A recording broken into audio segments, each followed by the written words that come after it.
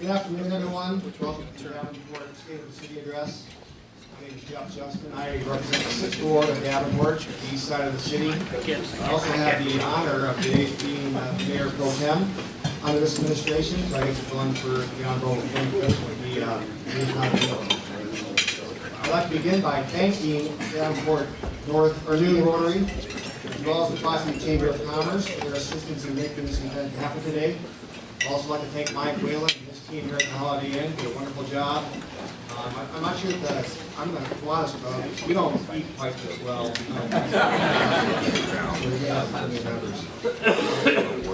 We'll start off with the national anthem. And here to sing the national anthem for us today is Davenport North High School senior Jerry Young. Here.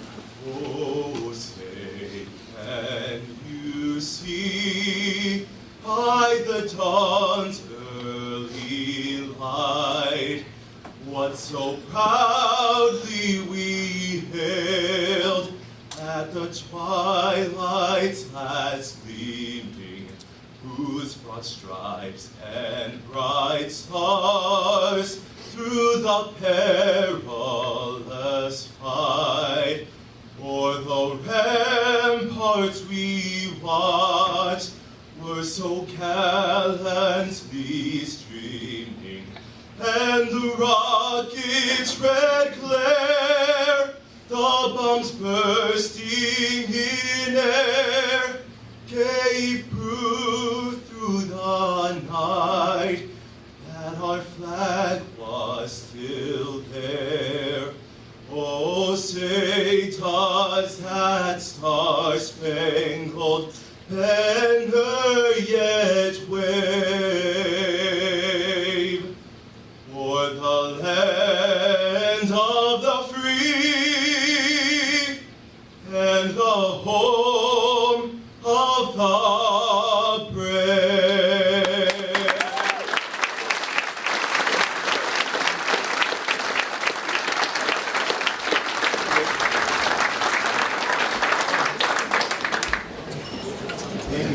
Outstanding. I feel like I'm at a Cubs game.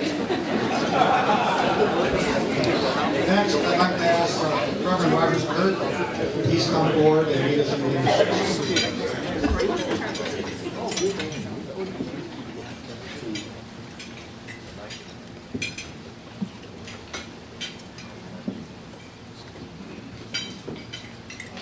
Now you know how I feel on Sunday morning. Right? The spirit of invocation, often think about community. Think about what our community is like. Saying heroes didn't leap tall buildings, or stop bullets with one outstretched hand. They didn't wear boots and capes. They bleed and they bruise. Their superpowers were as simple as listening, loving. Heroes were ordinary people who knew that even in their own life where impossibilities mattered, they could untangle someone else's so that one day that individual could untangle theirs. In Acts chapter 4, it talks about a community that had started.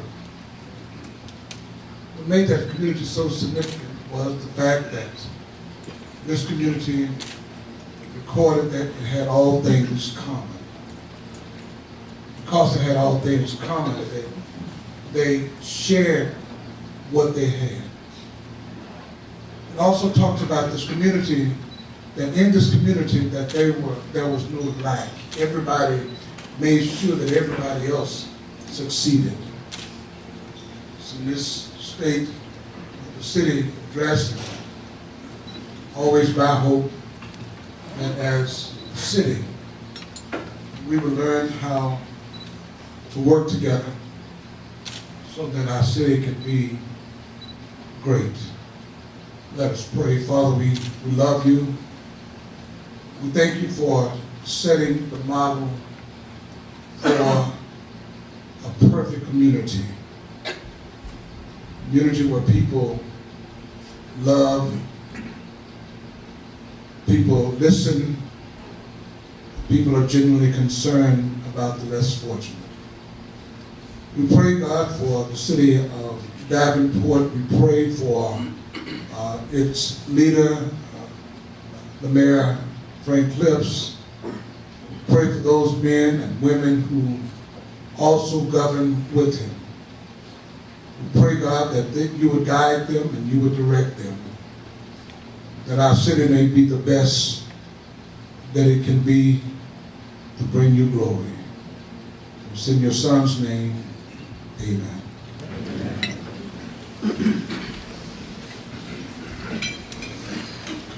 Thank you, Reverend Kirk. You always speak very eloquently and really inspire us. With that, I welcome now Tom Bowman, President of the Davenport Rotary. He will begin the official part of our program.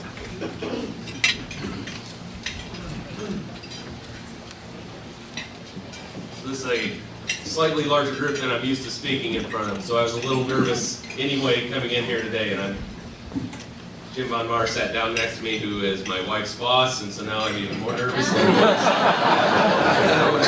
hopefully he can report back a good intro here.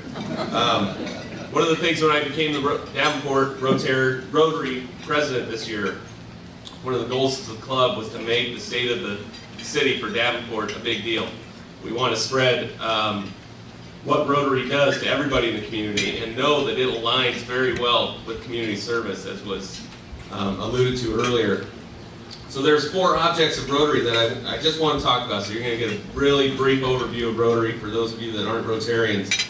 But the object of Rotary is to encourage and foster the ideal of service as a basis of worthy enterprise, and in particular, to encourage and foster, first, the development of acquaintances as an opportunity for service. It's something the mayor, during his campaigning, talked about often, working with others, collaborating, bringing people together. Second, high ethical standards in business and professions, the recognition of the worthiness of all useful occupations, and the dignifying of each Rotarian's occupation as, again, an opportunity to serve society. That's holding each other accountable, and holding each other accountable to this community and to providing services to each other.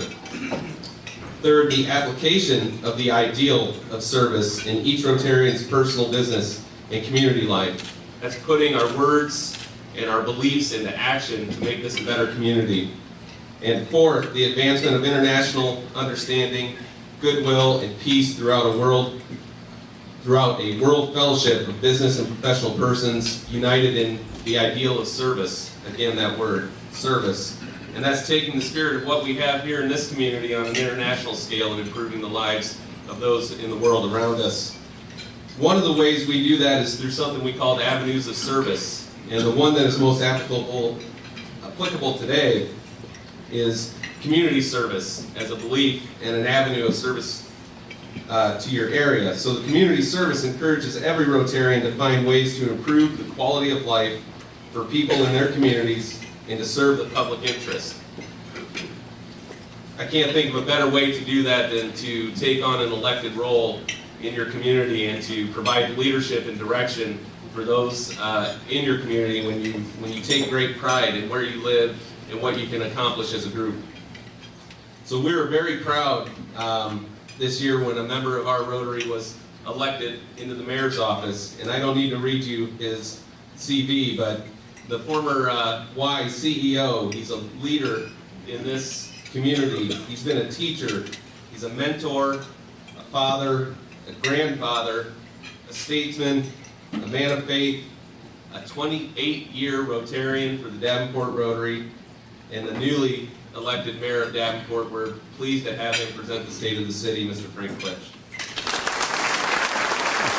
Very well done.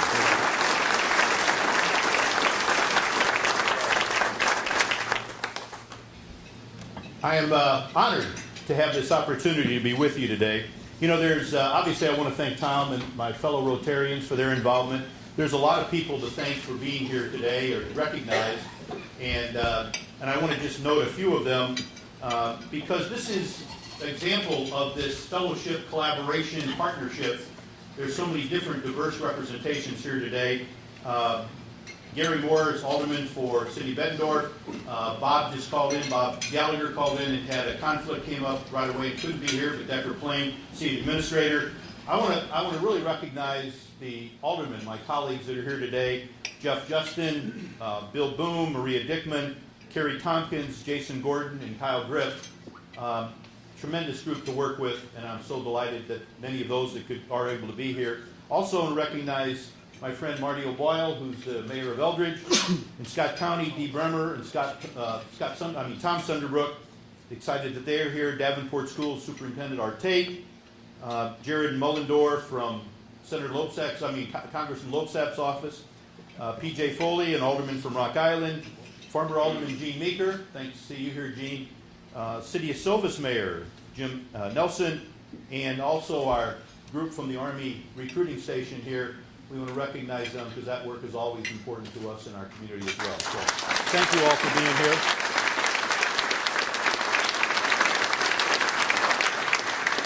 I want to thank the Chamber for their support, as well as we mentioned, as Jeff mentioned before. I want to thank my wife, and I think she went somewhere. Oh, there she is. She moved around on a moving target. After 45 years, I should be able to keep track of her, but thank you, dear, for everything. And two of my sons that are here, but I have 3 sons, the 3 daughter-in-laws, the 10 grandkids, and my daughter. It was a family decision that we did this, and after 100 days, approximately 100 days of doing this, it's great to see they're all still supporting me, so that's great. I think it's our city staff, and those that are here, would you just stand for a minute, city staff, please? There's a number of you here, please. Yes.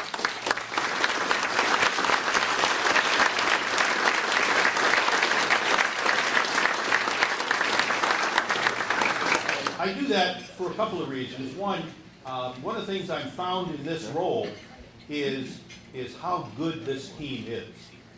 You know, we have tendency to think about, you know, government people, you know, and I'll tell you, this is a hard-working, very dedicated group of professionals that are truly making a difference. And as many businesses that we're facing are doing more with less. In the last 10 years, city staff has been cut by almost over 100. And the work still continues as we're trying to be efficient. So thank all of you, and especially Corey and Austin, Tiffany, Jennifer, Pat, and Mallory, who helped put this all together today. Those of you who know me say I could talk for a long time and you'd never know where I'm going and whatever. They've kind of structured me a little bit to keep me on task, so thank you for that. We hope. Mallory's going to get up. If she gets up and throws something at me, I'll know that I'm off task. The first couple months in office, and I'm going to hit my little button, see if it works. There it is. I think there's a couple things I found were very interesting. The art in City Hall, these are from representatives from each of the Davenport schools, and we put those up and put them up for a whole year. And it's so exciting to see the families who want to show up and be there and see their family's involvement, whether they be kindergartners or high school kids. I had the chance of reading at Garfield School. We're now recognizing businesses and local businesses in the community. That was another example. And we've taken the city council meetings out into the public. All of those are kind of exciting. And I think the idea is this is our future and getting more and more engaged and more opportunities for everybody as we move forward. Again, we are community focused.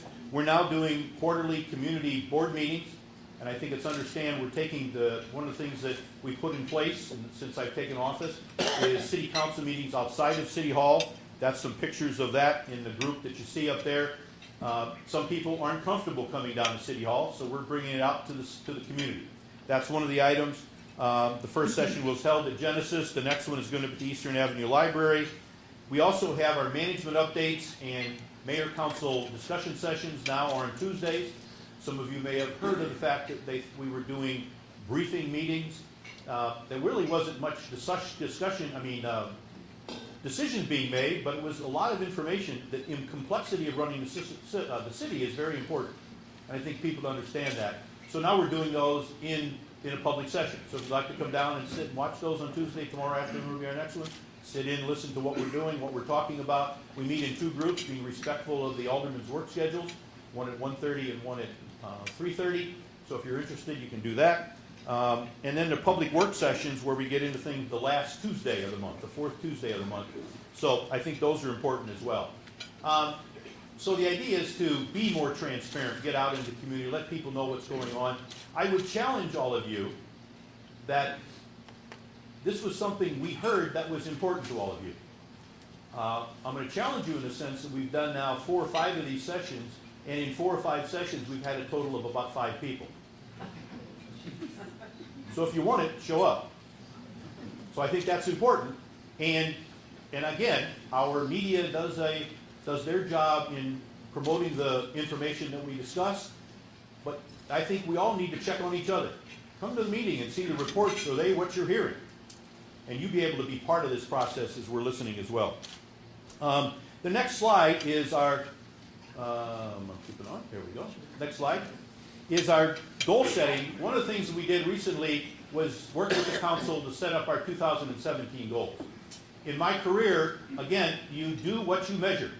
You accomplish what you measure. And the old story is the airline pilot who gets on and says, I've got good news and bad news. The bad news, we're totally lost. The good news, we're going 600 miles an hour, making great time. How many of you in that situation? We had to figure out where the heck are we going? And this is what we're committed to do as we move forward. This sheet will be available if you want to pick one up as you leave today. We have those available for you to use, but just give you a quick summary of that. Some of the major ones: urban revitalization. We know our central city is important, and we want to make sure that all people have an opportunity to live in a way. You hear about some of the more glamorous kind of items happening in downtown and on the Elmore corridor, which we'll talk about in a moment, or on the riverfront, but also that central urban revitalization is extremely important as well. One of the other major goals that we all, and again, I think it's important to understand that we unanimously agreed on all of these. All 10 aldermen and myself unanimously agreed on these goals. The second one is the blue ribbon panel. There's always discussions related to public safety. Where are we with public safety? How is that going on? Whatever. I want you to know, and if 2 chiefs would stand, Paul and Lynn, please stand up for a minute, for both of you, if you would. Where would Paul? Paul's over there. Give them a round of applause, first of all. Thank you. I just want to share with all of you that if you have a problem at your home for a fire or whatever it happens to be, or someone falls or gets injured, they'll have people there in record time. And the people that are doing those random shots fired incidents, they're being arrested. Okay? We can't arrest our way out of this issue. It's a bigger issue. So we're looking together a blue ribbon panel, and these 2 chiefs will be part of it, but some of you in the room are going to be asked to be part of that. We need to look at how do we maximize our resources, minimize costs, but make sure that we provide the top level of public service we can. So thank you to both of you guys as well. I appreciate both of you.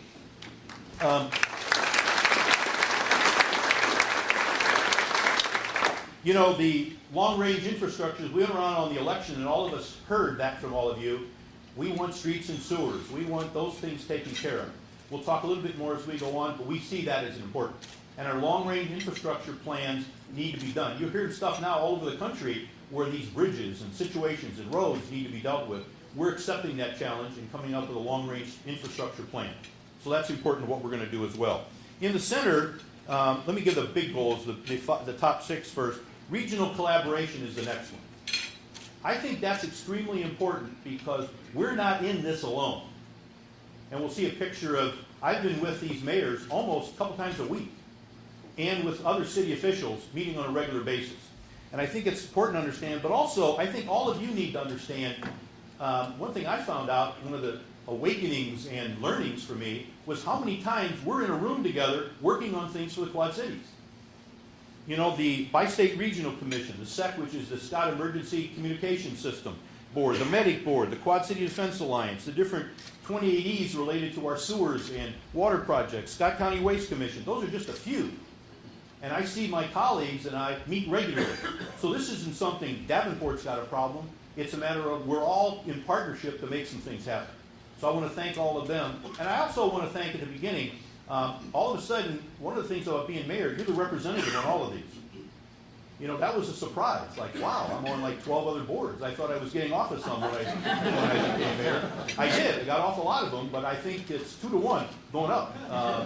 But the important part is it's exciting to learn what's happening and the dedication and commitment that all of our cities are towards this. And I have to say, a lot of them, I'm on with Mayor O'Boyle. And he sits next to me a lot and hands me things and tells me what I'm supposed to do next. So thank you, Marty. He was the the treasurer of the Bi-State Regional Commission, and it just so happened he said, "This is my last day, and you're it now." So, but he's been very helpful with that as well. But I think it's about listening and uniting what we all need, and I think that's extremely important. That's one of our big commitments that we're making, is that regional collaboration. There's a lot of other things we'll talk about, but we hear about our arts and amenities. We hear about police and fire service. We hear about public safety.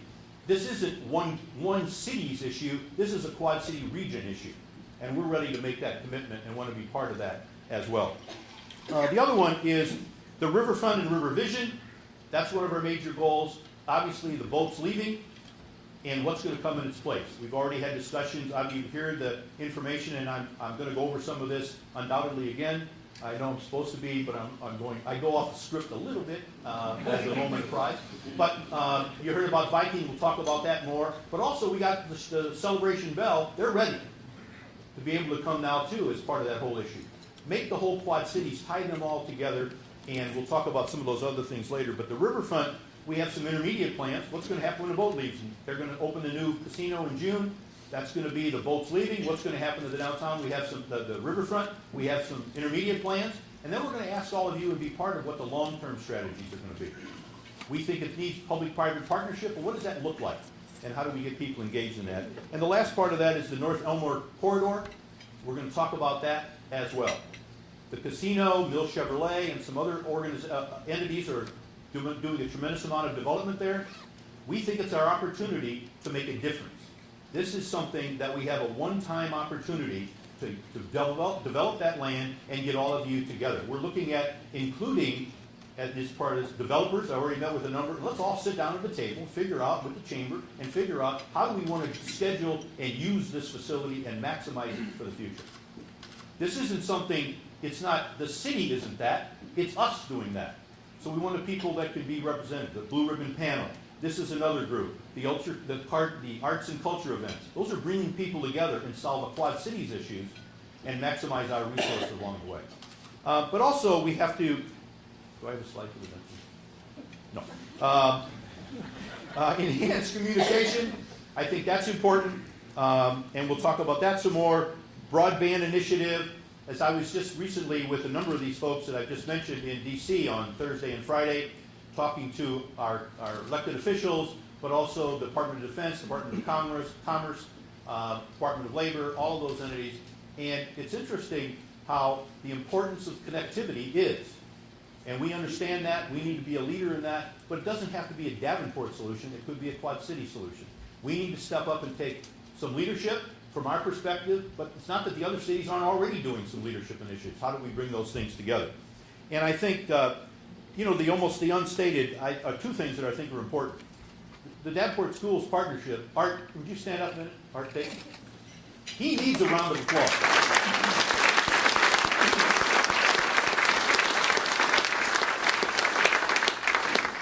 He's educating 16,000 of our children. Let's be realistic. That is important. It may be the most important thing that we have to deal with. And that's part of our city. It's part of the fabric of our community. The diversity that that school system has is something we need to celebrate. And I think those are things we understand, and we're committed to the school district as well in that partnership.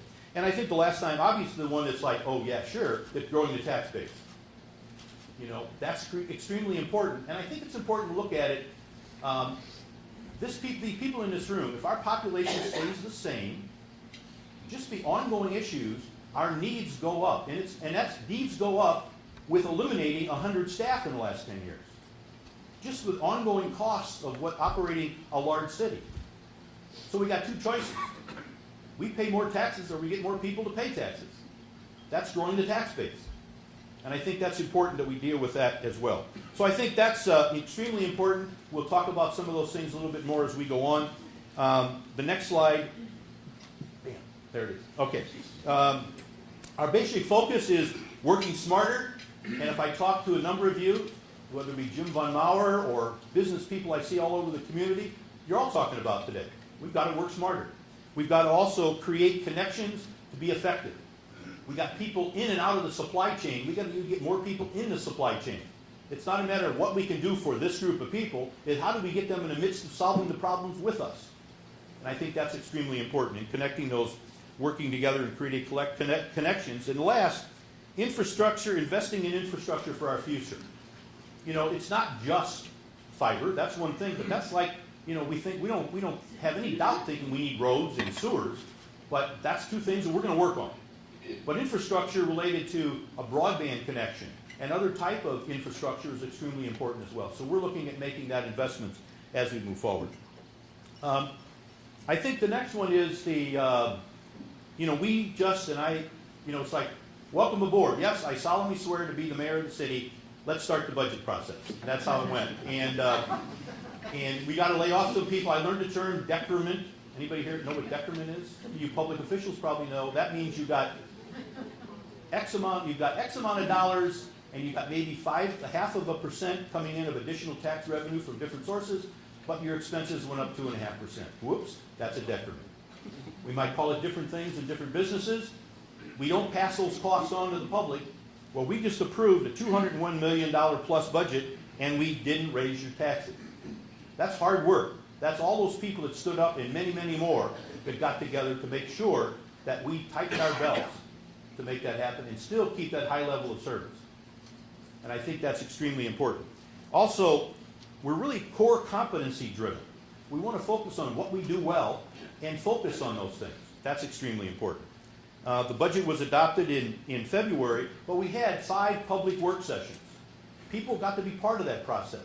They got to hear what we were doing and see the challenges that we're faced. And I think I want to thank the staff and I think the council as well, not only that process, but also, which is, let me turn this way, it's kind of interesting. I hear that clicking going on, I'm thinking, should I be like mugging for this picture or what? One of those, okay. Yeah, that's good. But I think on those 5 public sessions are extremely important to let people know what's happening. And we're going to talk a little bit more about how we can help that in the future. And again, I think it's important the collaborative process is going to be essential throughout the Quad Cities. Because the issues that we're facing, some of the tax-related issues that are being rolled down from the state, some of the other issues that we face, revenue, sources of funds are being depleted and uses of funds aren't. And I think as we look together, not only Davenport being more effective, collaborative, and maximizing our resources and minimizing our costs, we can join our partners to make that happen as well. And that's come out of this as part of our study. The next one is there we go.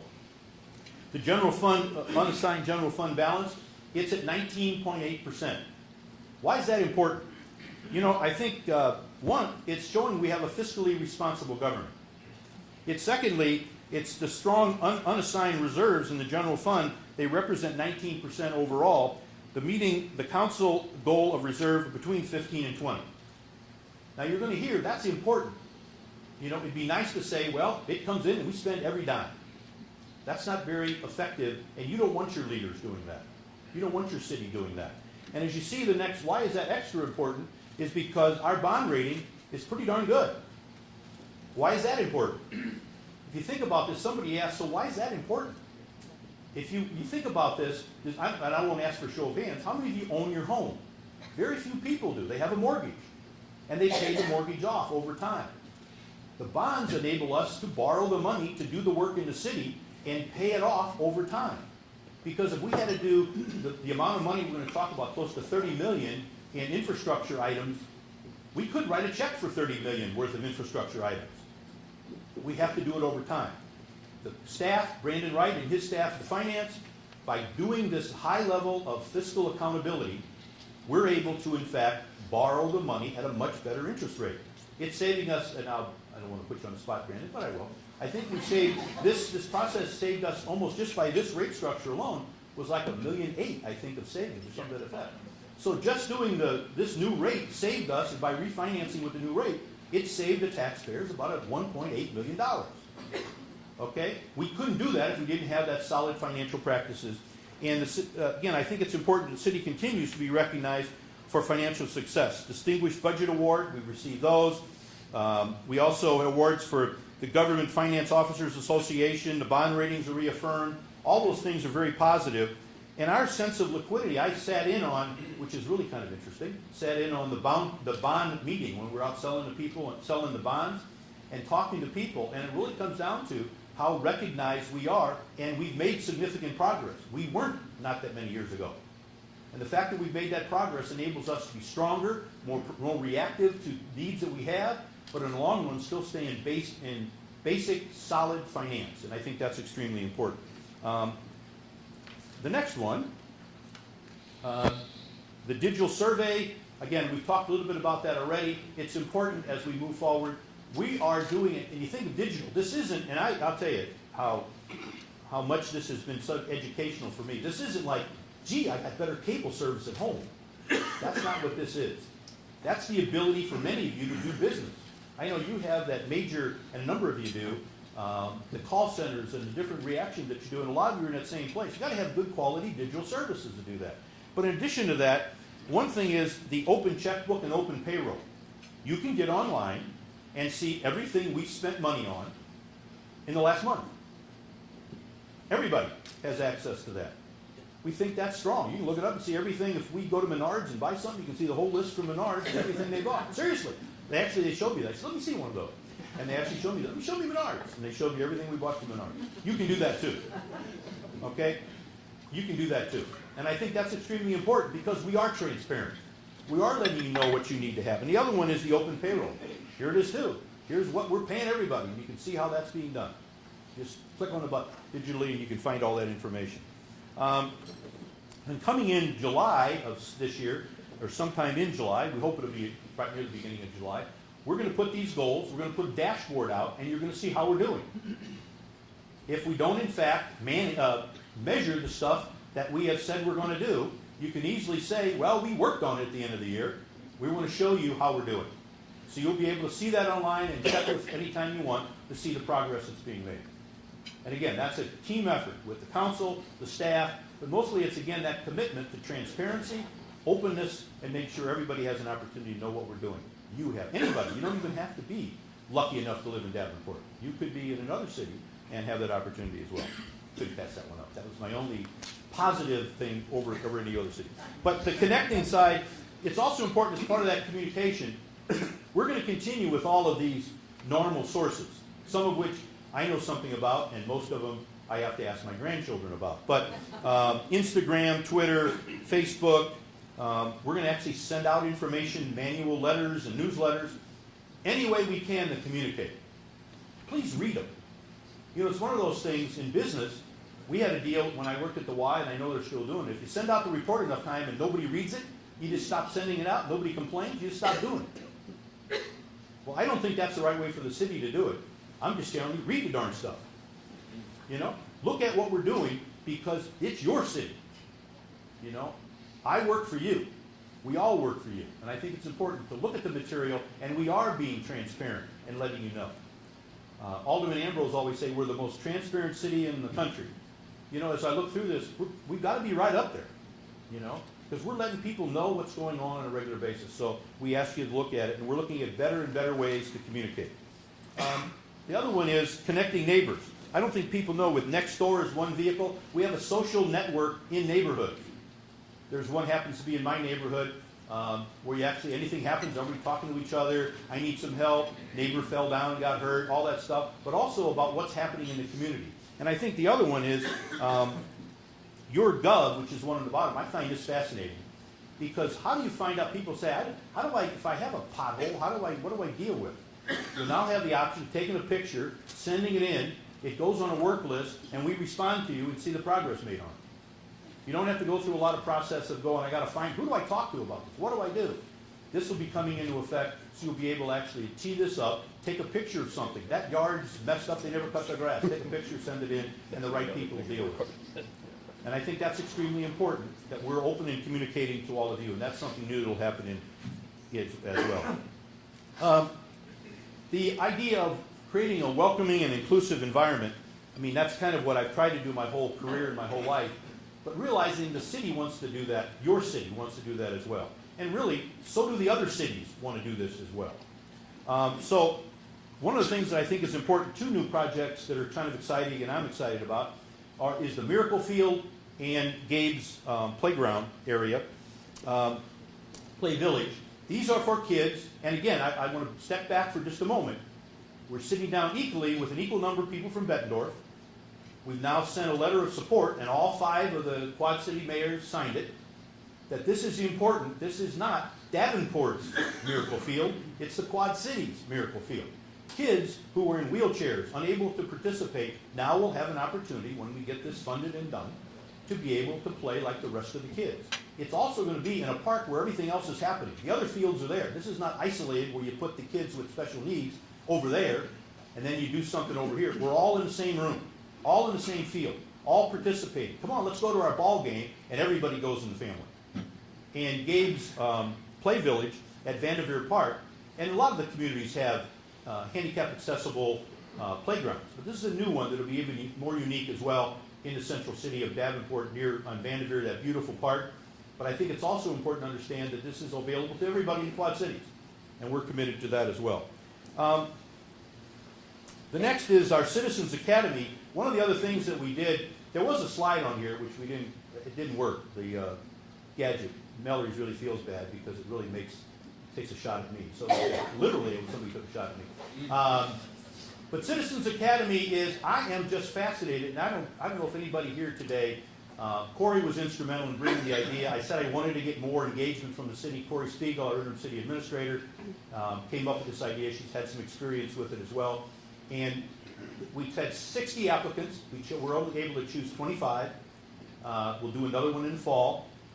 It's a 9-week program, meets on Monday nights. After we finish today, we'll go tonight, and we're going to public, the economic development and community planning will be this evening. We started with an overview of how city government works. We did one at the police station. We did one as well at finance. It's amazing how much you learn about what the city, how it goes on. And people say, wow, I didn't know that. We have 70 different funds that are used for very specific purposes. And people will say, especially Art, I can understand sometimes your challenges. How can you be, darn it, you're laying off teachers and you're building new schools. How does that happen? Well, the fact is, through the program you learn, those are funds that are given for very specific reasons, and you have to use them for those reasons. And we have 70 of those different ones in the city, and how that works. But last week was the police department, and Paul and his staff did a phenomenal job talking about the challenges that the police face. Not only of all the detail and the professionalism, but we actually got to suit up, a couple of us, and they showed the fact that the challenges the police, our police don't shoot people. But after you see this, you say, how in the heck don't they? The discipline, the training that is involved in this, and we have that understanding. There was a picture of me, and actually it was a video, and it just didn't work in here. And I know you're going to miss that one, but we'll show you some other time. But the interesting part of it is they dressed us up in helmets, and I had a about down to here was a vest, because you actually shoot. I don't know, there were paint things, but I think they were more like. Am I supposed to change that? Is this the picture? I'm on the right picture? Good. Thank you. But I'm in the lower left-hand corner there. Yeah, the lower left-hand corner. We're all suited up. And when the officer, the other guy, moved his hand, I was turned to shoot him, or shoot back. The fact is, I got nailed every time, and much to Chief Sikorsky's joy, I think, underlying, I got one in the vest and one below the vest. That actually drew blood, by the way. And I told Mallory, I said, I'm ready to rip the shirt off and show you where I got hit, but I'm not going to do that. But I think the issue is, it is about the challenges that they face and the opportunities that we have and how hard that work is.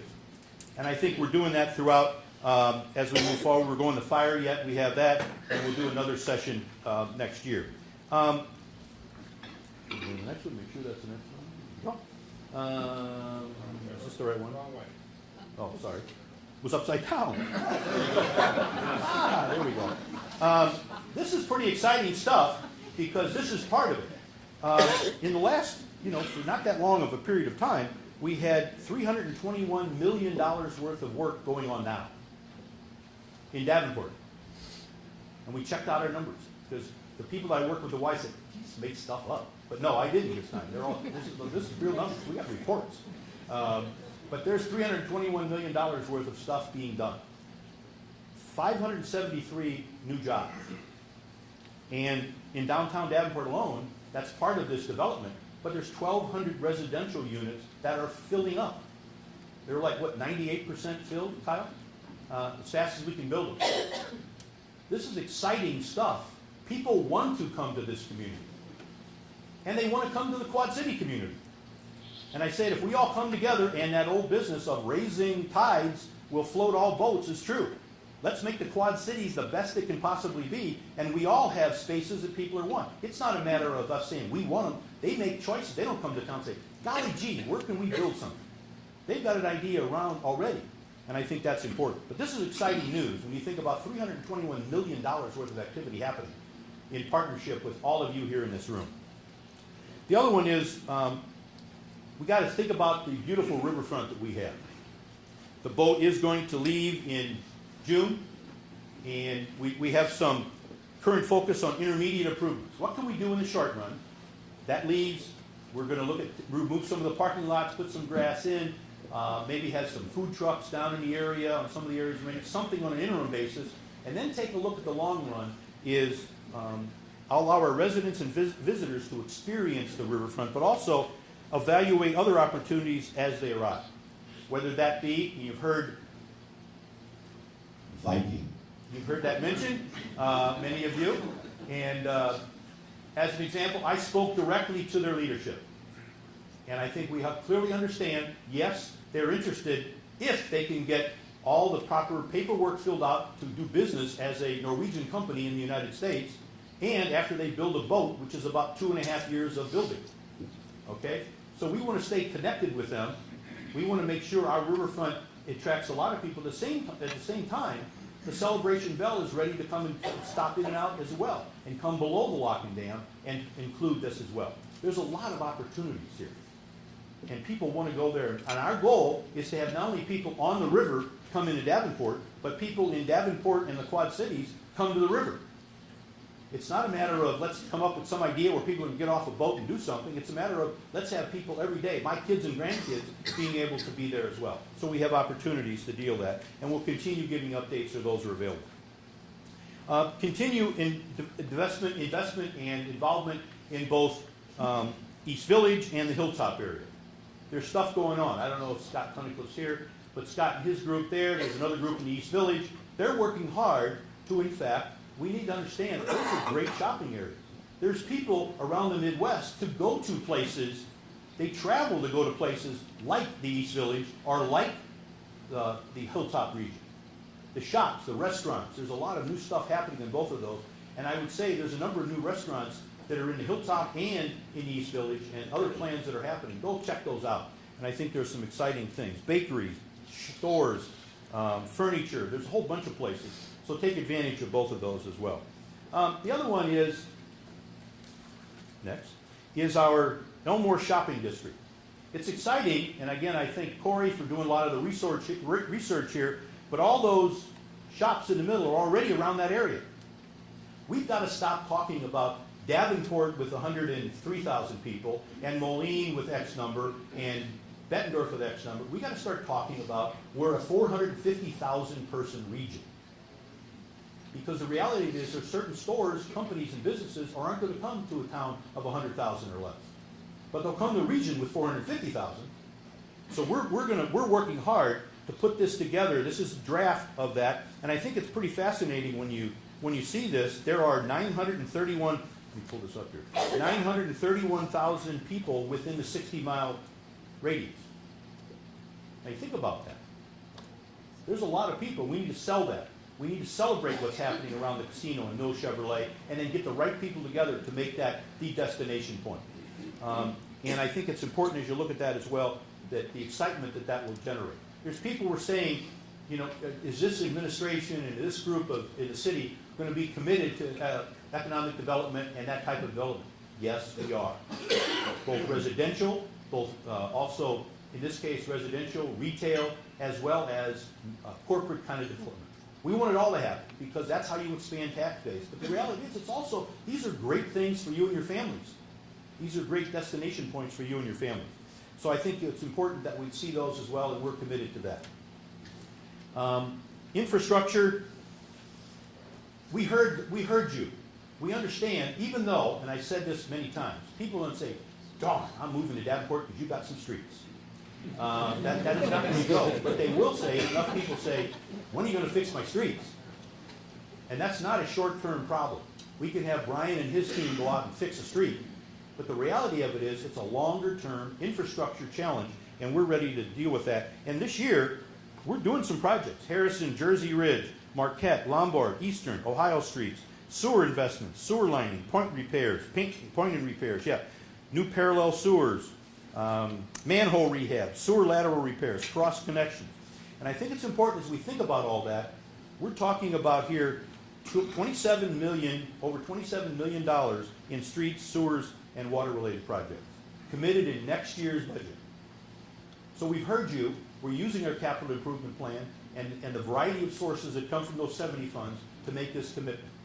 So as you think about your neighbors and saying, what are they going to do about my street? We're making it almost a $30 million commitment to it. At the same time, I think we've talked about all along, and I know the team's already working on it, you just want to know, where the heck does my street fit? You know, I've had a pothole out here. When are you going to do something with my pothole? We're coming up with a system that, in fact, prioritizes all of those projects and lets you know where your project is on the scale. Because the reality of it is, I found people in Davenport in the Midwest, they're fair people. Just let me know what's going on. Because let's be realistic. And I'll be very candid about it. My philosophy has always been, if you always tell the truth, you never have to remember what you said. If you are on a street where there's two people living in a cul-de-sac, and your street's not working very well, and you've got Brady Street that's needing repair, you got to do Brady Street first. That doesn't mean we're not concerned about that, but you got to deal with it on a priority. But at least you know where it is on the priority. And I think that's important that we're dealing with that as well. But already we're working on Rockingham, West 76th Street, asphalt resurfacing, concrete patching, brick repair, Brady Street sewer repair, lift station rehab, some of the stuff that I even know what those things are, actually, and I've been studying those. But I think it's important when you look at all of those items, there is commitment. There are commitments being made. And I think that's extremely important to understand that we are making those commitments and we're making the investments and we're going to continue to make those investments. But also building for the future. I think it's important, as you see here, building for the future, that's a picture of our central fire station. You got to give our professionals the tools to do the work, but it's a commitment. That takes a fire station that has been there a long time, has a lot of rich history, and we're putting repairs in, use what can be used, but also then enhance. I took a tour recently, and I get a chance. One of the things that's kind of fun. Hello, I'm the mayor. I'd like to take a tour, and somebody gives you one. So it's really great. But they would do it for anybody. But I think it's really fun in going through some of the conditions that the Central Fire people, they're hardworking people putting their lives at risk, and the facility needed to be updated. And we're doing that. We want to have people, and we're looking at having, I think we've got it set up now where the fire chief of Converse is coming like in a year or something, and I was involved in this 2 years. And I would support that. We're excited to have them show off our fire station when we get here. And I think that's important because it makes a commitment to public safety and to the work that we do in our community. And we're building a fire department for our future, and it really starts about that blue ribbon committee. And we're talking about a very diverse section. Financial people, looking at those people that do the cost issues, the fire chiefs themselves, people that know efficiencies outside of the community. We're having someone facilitate it. This is not something where there's a decision made and we're having a process just to prove something. This is something we're going to study and find out how we best can serve the people throughout Davenport and the Quad Cities collaboratively. I think that's important. The next one is working together. That's a great picture, and it's not bad of Paul either. No, it's different. The one thing I'm finding both police and fire, we talk about community policing, but it's really both of these organizations do that, but also our staff, as you can see throughout the material that we've been sharing, we want to work with you for a long-term solution. And I think we're talking about, I've already had I think people had to think, what are you doing about it? Well, the reality of this, I've met now with all 5 of the Quad City mayors, and Marty for that matter. We've had a discussion about this. They're all willing to stand together to realize this isn't a Davenport problem. This is a region problem. It's not only a region problem. I was just on the phone Friday with my colleagues across the state, the 10 largest cities, and they're coming together. And I was in D.C. on Thursday and Friday, and it's a national issue. We can't arrest our way out of these challenges. That's not the issue. So we're looking to come together, and community-based policing is the issue. So how do we make that happen as efficiently as we can? How do we, in fact, be as efficient as we possibly can to maybe get more people on the street that are, in fact, going in the neighborhoods where people say, oh, good, here comes Paul, and oh, crap, here comes the cops. So that's part of this long-term solution that we have to deal with. And then, I've met with the schools, the county attorney. Art and I have met a number of times. The county attorney, the Judge Reed, that whole group. And coming together, we all have the same result in mind. It's just a matter of how do we come together to give a sense of hope and opportunity and jobs for the future. Because other than that, this is a symptom we're going through right now. We've got to deal not with the symptom, but at the problem. And the whole group is coming together and working together to make that happen. And I'm delighted that all 5 mayors, me and the other 4 and Marty, have all said, we're ready to stand up with you and say this is something we're all committed to do. And I think that's important. The next one, we do have, again, we're in great shape. Corey is doing an outstanding job as our interim city administrator. Why are we going through the process then? You had somebody in the job for 14 years. We thought it was important and responsible as citizens, as representing you, that you look around. If Corey's the person, she's going to get the job. It's awkward with her sitting here, but that's it. Okay? Boom, boom, boom. There you go. No, but we have a search firm from the outside to look in, to draw in, and my hope is, in trying to facilitate this, that this will be a very, very tough decision. That we brought in top quality candidates because we owe it to you to make sure we have the right city administrator. It doesn't say we don't have the right city administrator, but it's important that we go through that process to let everybody know we're doing our job. They have until May 4th to apply. We're going to start over that next month, start bringing people in, and we're hoping around the beginning of July to, in fact, come down to the position of making a decision. A number of you in the room are on the search committee. All the council members, all the aldermen will have a chance to meet these individuals as well. This is not something that I'm going to choose. This is something that we're going to choose. And I think that's important as we move forward. And I will say again, thank you, Corey, because you've made this time for me great. I mean, as I've learned so much, but the whole staff has brought me on board. But all the mayors as well. I mean, I'm hoping this isn't just a honeymoon period where it all ends at some point. Okay, he's been here now 4 months. That's it. Let's go back. But no, it's been great. And I'm delighted with working with all of you. It's been really great to do that.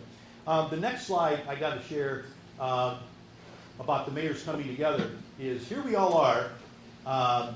And Scott, our put together, it's the GOAT, and it's go out and get out. Oh, sorry. Get out and trail. Get out and trail. Yeah, get on trail. That's what the GOAT stands for. I was trying to get my. If you go to the arsenal, I had to learn how these acronyms are crazy. I mean, it's so good. But get out on the trail. And just humor me. If that's not it, just humor me, Scott. But all 5 of us, he said, we do it all the time.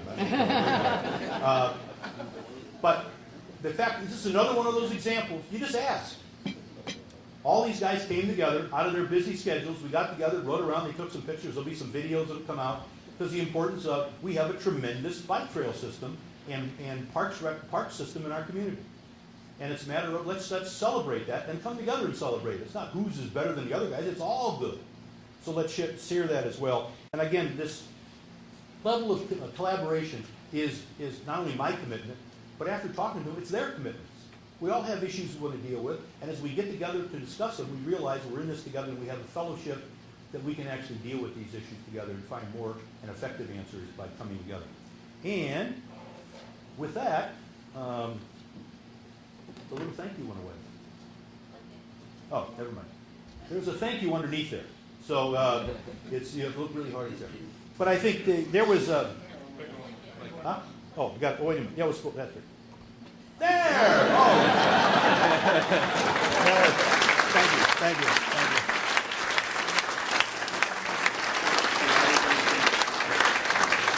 is where I asked my 6-year-old grandson to come up and help me with something. And, that was, it was exciting for me because Dick Bittner is a very good friend of mine.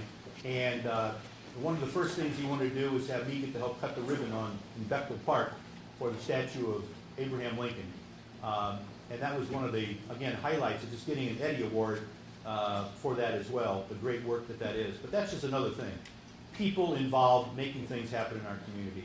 We can't do this alone. I am so excited as I look around. I'm one of those people that I know many of you, those I don't are just friends I haven't met yet.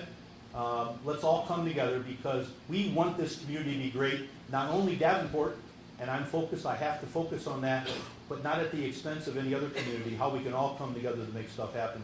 This is our solution. Let's come together and make things, great things, and even better things happen for the future. Thank you all very much.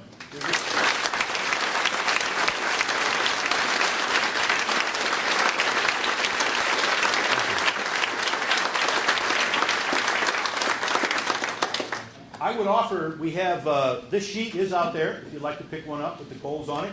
And we have about 5 minutes. I know, being a Rotarian for a long time, at 1 o'clock, they all get up and leave. So, but seriously, if there's a question or two, I'd be happy to answer anything you would have. I know some of those people with all those cameras will probably want to ask me something later. But if you have a question, I'd be happy to answer it. Again, I want to thank the Rotarians for letting me, helping put this together and set this as a goal. Staff, other community leaders, all the representatives that are here, family, friends, as well. Saw Autumn over there too. It's good to see Autumn Phillips from Quad City Times. Thank you for being here. But all of you, thank you for being here. We've got some great things to do, and we have some tremendous opportunity. So again, thank you and have a wonderful day.